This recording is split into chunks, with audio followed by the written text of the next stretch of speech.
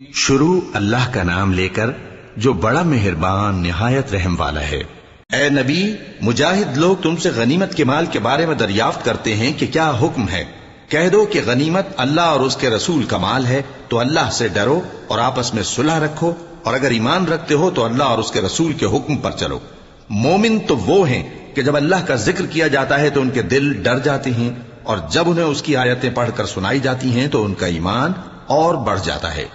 اور وہ اپنے پروردگار پر بھروسہ رکھتے ہیں، اور وہ جو نماز قائم کرتے ہیں اور جو مال ہم نے ان کو دیا ہے اس میں سے نیک کاموں میں خرچ کرتے ہیں، یہی سچے مومن ہیں، اور ان کے لیے ان کے پروردگار کے ہاں بڑے بڑے درجے ہیں اور بخشش اور عزت کی روزی ہے۔ ان لوگوں کو اپنے گھروں سے اسی طرح نکلنا چاہیے تھا جس طرح تمہارے پروردگار نے تم کو تدبیر کے ساتھ اپنے گھر سے نکالا، اور اس وقت مومنوں کی ایک جماعت ناخوش تھی، وہ لوگ حق بات میں اس کے ظاہر ہونے کے بعد تم سے جھگڑنے لگے، گویا موت کی طرف ہانکے جاتے ہیں اور اسے دیکھ رہے ہیں۔ اور اس وقت کو یاد کرو جب اللہ تم سے وعدہ کرتا تھا کہ ابو سفیان اور ابو جہل کے دو گروہوں میں سے ایک گروہ تمہارے لیے مغلوب ہو جائے گا، اور تم چاہتے تھے کہ جو قافلہ بے شان و شوکت یعنی بے ہتھیار ہے وہ تمہارے ہاتھ آ جائے، اور اللہ چاہتا تھا کہ اپنے فرمان سے حق کو قائم رکھے اور کافروں کی جڑ کاٹ دے، تاکہ سچ کو سچ اور جھوٹ کو جھوٹ کر دے، گو مشرک ناخوش ہی ہوں۔ جب تم لوگ اپنے پروردگار سے فریاد کرتے تھے تو اس نے تمہاری دعا قبول کر لی اور فرمایا کہ تسلی رکھو، ہم 1000 فرشتوں سے جو ایک دوسرے کے پیچھے آتے جائیں گے تمہاری مدد کریں گے،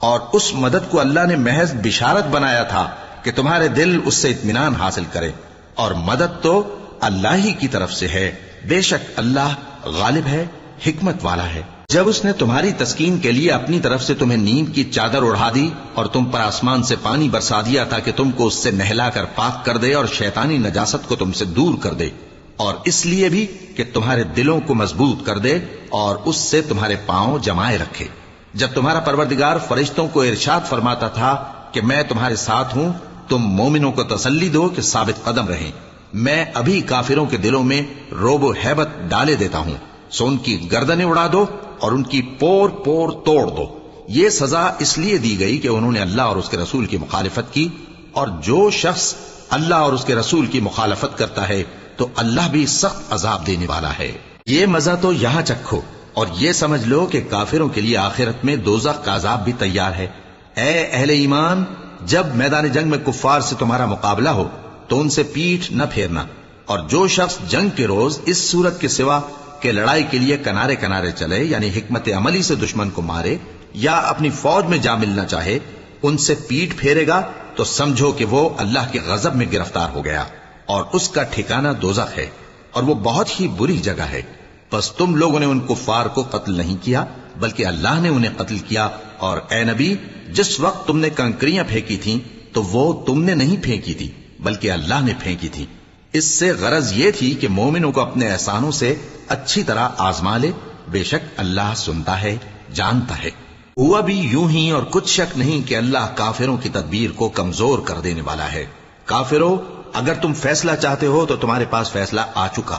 اگر تم اپنے افعال سے باز آ جاؤ تو تمہارے حق میں بہتر ہے، اور اگر پھر نافرمانی کرو گے تو ہم بھی پھر تمہیں عذاب کریں گے، اور تمہاری جماعت خواہ کتنی ہی بڑی ہو تمہارے کچھ بھی کام نہ آئے گی، اور اللہ تو مومنوں کے ساتھ ہے۔ اے ایمان والو، اللہ اور اس کے رسول کے حکم پر چلو اور اس سے روگردانی نہ کرو جبکہ تم سنتے بھی ہو، اور ان لوگوں جیسے نہ ہونا جو کہتے ہیں کہ ہم نے سن لیا مگر حقیقت میں نہیں سنتے۔ کچھ شک نہیں کہ اللہ کے نزدیک تمام جانداروں میں بدترین وہ بہرے گونگے لوگ ہیں جو عقل سے کام نہیں لیتے، اور اگر اللہ ان میں خیر کی طلب دیکھتا تو ان کو سننے کی توفیق بخشتا، اور اگر یوں ہی انہیں سنوا دیتا تو وہ منہ پھیر